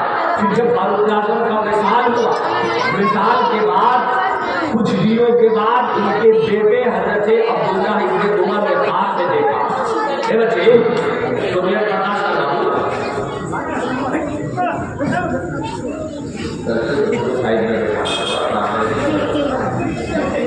تو فاروق اعظم کا وصال ہو گیا. وصال کے چند دنوں بعد حضرت عبداللہ ابن عمر خواب میں والد گرامی کو دیکھتے ہیں، پوچھتے ہیں ابا حضور کیا حال ہے، کیا حال ہے؟ حضرت فاروق اعظم فرماتے ہیں بیٹا جنت میں ہوں، بیٹا جنت میں ہوں. عرض کرتے ہیں حضرت عبداللہ ابن عمر ابا حضور بات جنت کی نہیں پوچھ رہا ہوں، بات اس چیلنج کی پوچھ رہا ہوں، بات اس چیلنج کی پوچھ رہا ہوں جو آپ نے چیلنج کیا تھا سرکار کے سامنے. سرکار نے فرمایا تھا دو کالے کلر والے آئیں گے، لمبے بال والے آئیں گے، لمبے دانت والے آئیں گے، لمبے ناخن والے آئیں گے، وہ سوال کریں گے. تو اے میرے ابا حضور کیا وہ آئے تھے؟ حضرت فاروق اعظم فرماتے ہیں بیٹا ہاں وہ آئے تھے. تو کیا ہوا؟ کہا انہوں نے مجھے اٹھایا، بیٹھایا، کافی سوال کیا من ربوں کا. کہا ابا حضور پھر کیا ہوا؟ کہا بیٹے جیسی اس نے مجھے اٹھا کر کے انہوں نے مجھ سے سوال کیا اے عمر بتا من ربوں کا. میں نے کہا کہ اے عمر سے سوال کرنے والے یہ تو بتا، عمر سے پوچھنا بعد میں، پہلے تو بتا تیرا رب کون ہے؟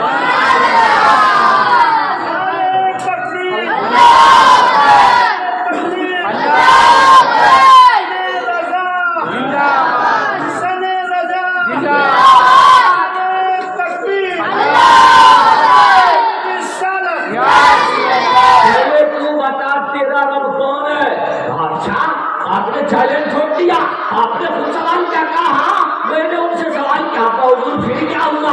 حضرت فاروق اعظم فرماتے ہیں پھر اس میں سے ایک نے پہلے نے دوسرے سے پوچھا کہ ارے یہ کون ہے، یہ کون ہے؟ ہم ان سے سوال کرتے ہیں یہ الٹا ہم سے ہی سوال کر رہے ہیں. یہ کون ہے؟ ہم ان سے سوال کرتے ہیں یہ الٹا ہم سے ہی سوال کر رہے ہیں. دوسرا کہتا ہے جانتے نہیں یہ عمر بن خطاب خلیفۃ رسول اللہ ہے، یہ رسول اللہ کے خلیفہ ہیں، ان کا نام عمر بن خطاب ہے. اب پھر پہلے والے فرشتے کہتے ہیں تو اب ہم کیا کریں؟ کہ اب ہمیں کیا کرنا، ہمارا کوئی کام نہیں، اب ہم چلتے ہیں. یہ جانے ان کا خدا جانے یا ان کا رسول جانے.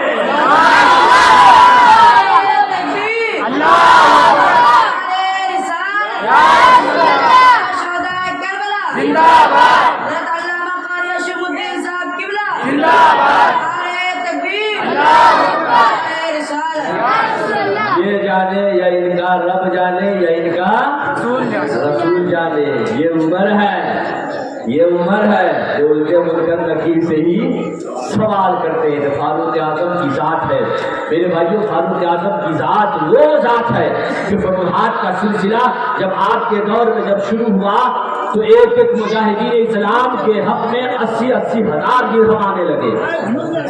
मदीने की गलियां सोने से भर गई। फारूक आजम देख कर रोने लगे। जब किसरा फतह हुआ तो फारूक आजम देख कर रोने लगे। साहबा ने क्या क्यों रो रहे? कहा इसलिए रो रहा हूं कि वो हालत कैसी थी, बड़ी मुसलमानों की खस्ता हालत थी, मुफलिसी की हालत थी। आज वो दिन है तो मदीने की गली गली में सोने बिखरे पड़े हैं। अगर ये दिन मेरे मुस्तफा अपनी जाहिरी नजरों से देखते तो कितना सुकून मिलता।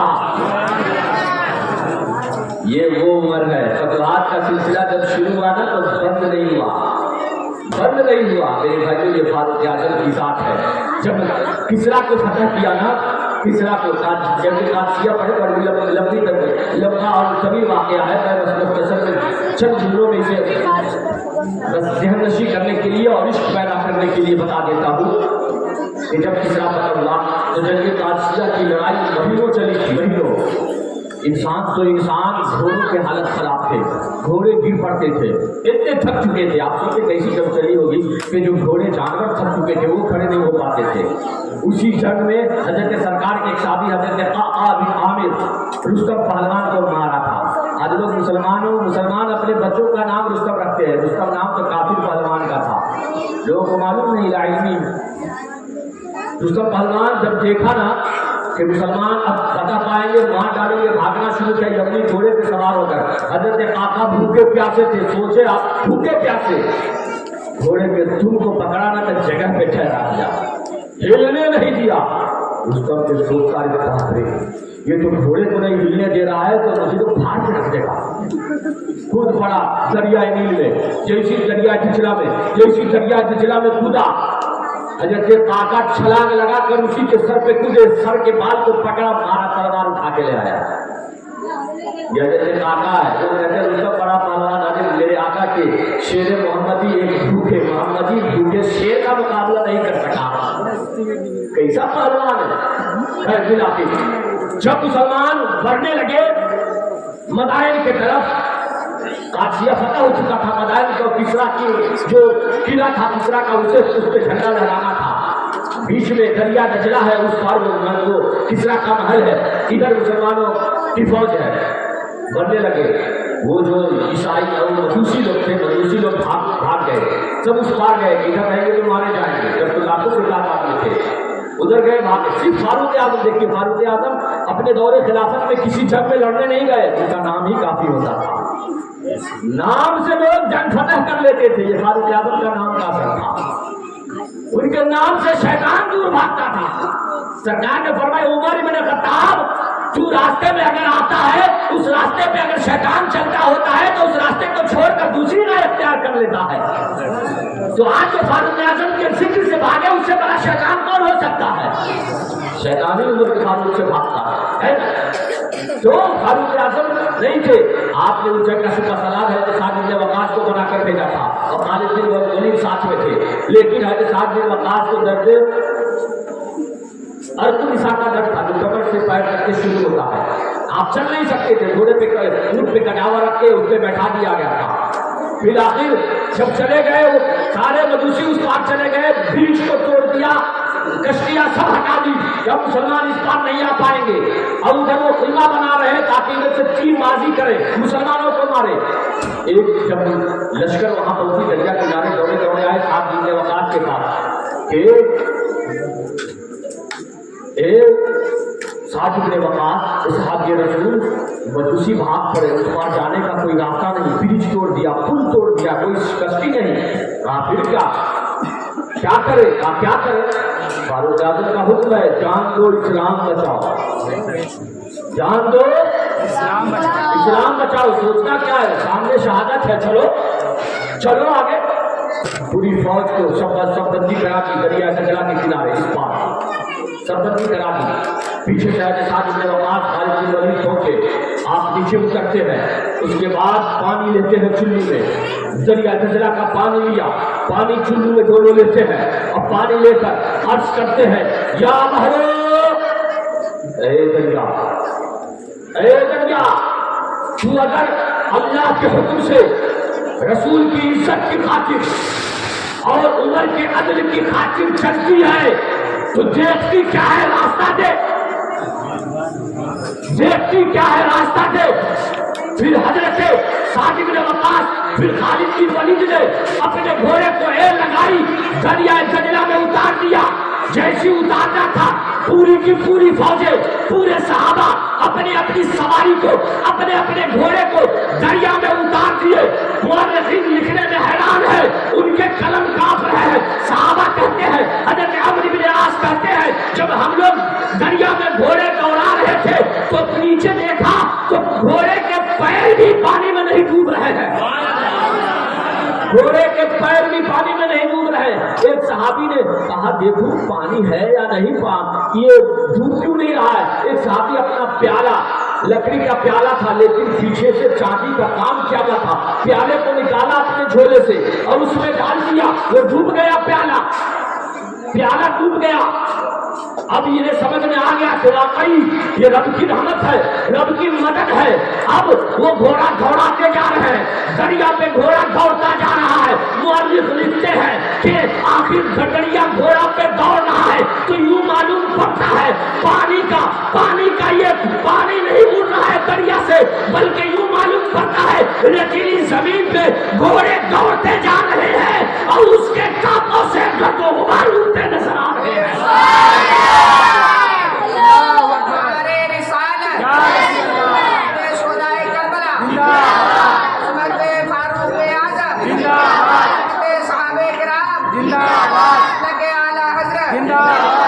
اس کے کانپوں سے گرد و غبار اڑتے نظر آ رہے ہیں۔ مجوسی دشمن دیکھ رہے ہیں، حیران ہے، یہ کون ہے لوگ ہے، یہ انسان ہے، یہ جنات ہے، انہیں موت کا خوف نہیں، یہ پانی میں ڈوب نہیں رہے، ان کے گھوڑے پانی پہ دوڑ رہے ہیں۔ آخرکار دریا اس پار آ گئے۔ حضرت سعد بن وقاص نے دیکھا خود آ گئے، تمام لشکریاں آ گئی، تمام فوجیں جب اس پار آ گئی، حضرت سعد بن وقاص نے کہا اپنے لوگوں سے، اپنی فوجوں سے، کسی کا کوئی سامان دریا میں ڈوبا ہے، رہ گیا ہے، گر گیا ہے، بتاؤ۔ وہ صحابی جنہوں نے پیالہ پھینکا تھا کہا حضور میرا پیالہ اس میں رہ گر گیا ہے، کہا گرا نہیں گرایا گیا ہے، کہا گرا نہیں گرایا گیا ہے، کہا حضور ہاں بس دیکھنے کے لیے گرایا۔ حضرت سعد بن وقاص فرماتے ہیں اے دریا میرے ساتھی کا پیالہ تیرے اس میں گرا ہے، واپس کر دے۔ اتنا سننا تھا کہ دریا میں ایک طوفان سا موج اٹھا، پانی کا پیالہ باہر پھینک دیا، پانی کا پیالہ باہر پھینکا۔ صحابہ کہنے لگے سعد بن وقاص آپ کی حکومت تو اس دریا پر ہے۔ حضرت سعد بن وقاص کہتے ہیں میری کیا طاقت کہ دریا میری بات مانے، پانی میری بات مانے، اور یہ تو محمد رسول اللہ کا کرم ہے۔ میں کچھ نہیں تھا، میں بندہ ناچیز تھا، جب انہوں نے اپنی غلامی میں لے لیا ہے تو آج ساری کائنات ہماری بات مانتی رہی ہے۔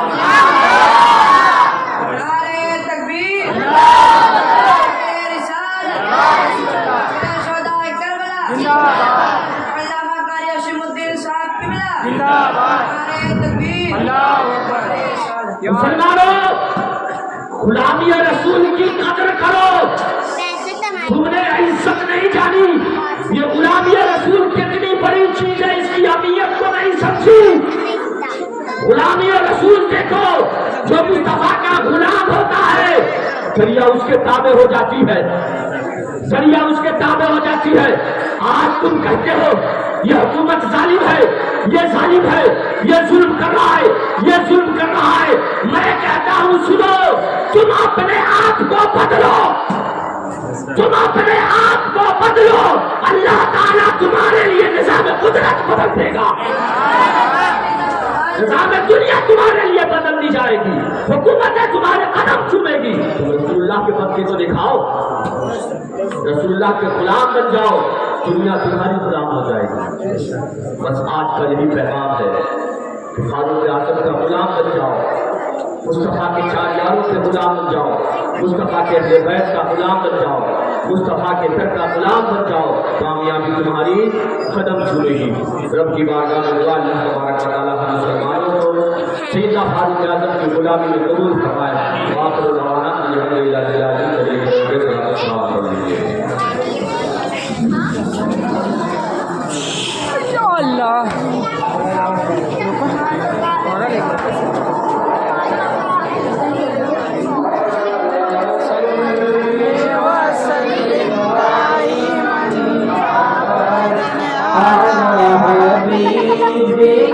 خیر خلق کلہم آمنہ کے دل برو دلدار پر لاکھوں سلام، آمنہ کے دل برو دلدار پر لاکھوں سلام، انبیاء کے سرور و سردار پر لاکھوں سلام، انبیاء کے سرور و سردار پر لاکھوں سلام، مولانا صلی وسلم دائما ابدا علی حبیبک خیر الخلق کلہم، رحمت لاکھوں ابو بکر عمر عثمان پر، رحمت لاکھوں ابو بکر عمر عثمان پر، میرے مولا حیدر کرار پر لاکھوں سلام، میرے مولا حیدر کرار پر لاکھوں سلام، مولانا صلی وسلم دائما ابدا علی حبیبک خیر الخلق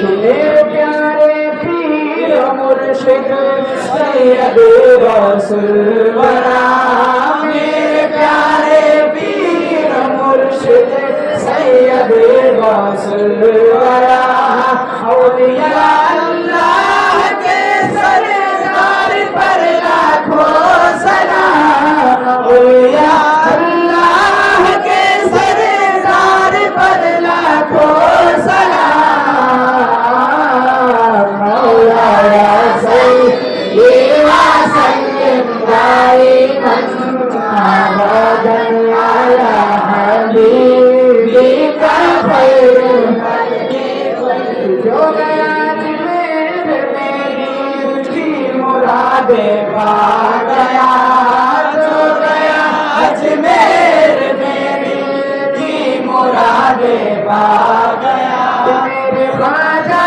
کے سخی دربار پر لاکھوں سلام، میرے خواجہ کے سخی دربار پر لاکھوں سلام، مولانا صلی وسلم دائما ابدا علی حبیبک، یا نبی سلام علیک یا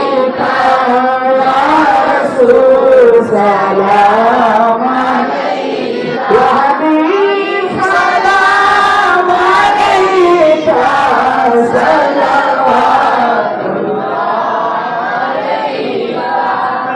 صلوات الصلاۃ والسلام علیک یا رسول اللہ، الصلاۃ والسلام علیک یا نبی اللہ تعالی علیہ وآلہ یا سیدی یا رسول اللہ صلی اللہ علیہ وسلم، یا الہ العالمین یا خدا الجلال یا پاک پروردگار یا مولا یا حافظ بھی تلاوت قرآن عظیم کی یا تعالی قرآن کی گئی محبوبین کا، تیرے محبوب کے یاروں کا ذکر ہوا، مولا سے قبول فرما، مولا اس نصیب کو قبول فرما، مولا اس نصیب کو ہم سب کے لیے کر کے نجات فرما، تمام حاضرین کی حاضری کو قبول فرما، سب جائے کرنا کو قبول فرما، تمام پریشانی کو قبول فرما، روزگار میں کو برکت عطا فرما، ارشاد کے عطا فرما، توفیق کی مغفرت فرما، اللہ سبحانہ آج کا بیان جو لیاقت بھائی نے اپنی والدہ کی ثواب کے لیے رکھا ہے، ان کی والدہ زینت کی مرحومہ کی مغفرت فرما، ان تمام گناہ صغائر کبائر کو معاف فرما، یہ عذاب قبر سے محفوظ فرما، یہ عذاب قبر سے محفوظ فرما۔